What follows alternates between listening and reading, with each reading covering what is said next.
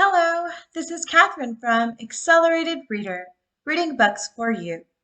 Today, I will be reading Chapter 25 from Two Worlds, a novel of friends and foes from strange places, by Laura T. Lee.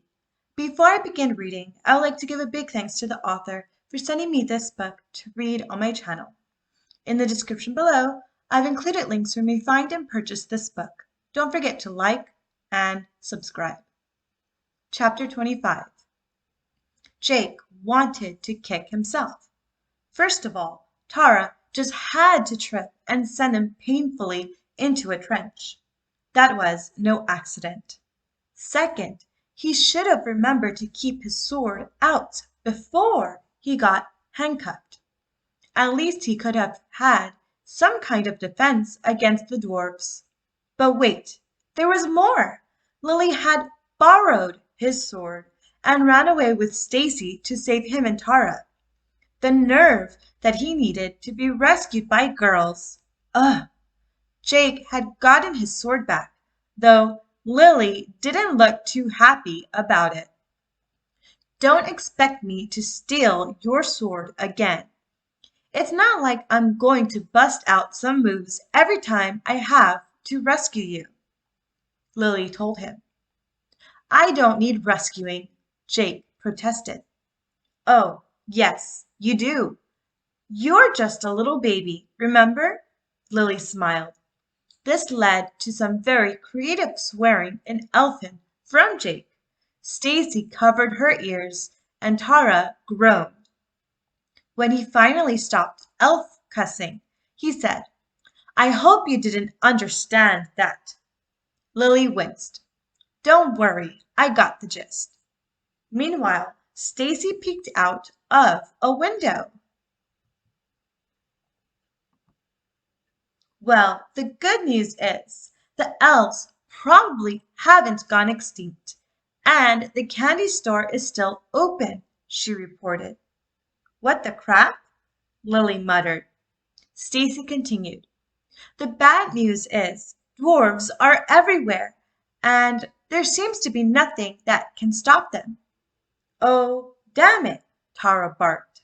Suddenly, a girl who looked to be around Lily's age with long blonde hair stumbled around the corner. She was definitely an elf. Seconds later, a man with spiky brown hair and a long nose followed. Jake stepped forward.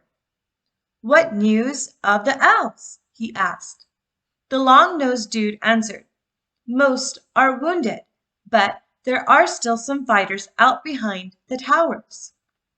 But there are still many dwarves in the city, the blonde girl added. Jake sighed. This day just gets worse. Well then, bang! The ground shook. The tower began to crumble, the ceiling caving in, and the walls creaking. And Will, run! Tara yelled. The blonde girl and the long-nosed guy darted down the corridor. A section of ceiling above Jake cracked, threatening to collapse. Lily pulled Jake's sword right out of his sheath, so much for keeping promises, and chucked it at a large piece of stone as it fell. The blade intercepted the rock, breaking it into smaller pieces, so they bounced harmlessly off Jake's head.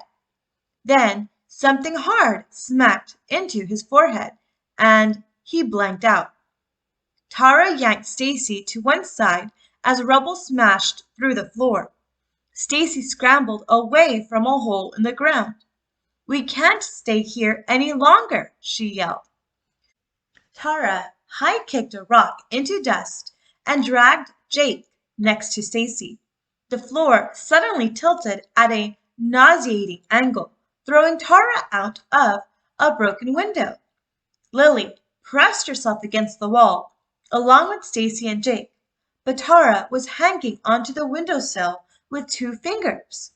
Then a chunk of debris knocked Lily off her feet. She stumbled out of the window, dislodging Tara from her ledge as she fell past. Stay tuned for chapter 26. Thank you for listening. Don't forget to like and subscribe. In the description below, I've included links where you may find and purchase this book.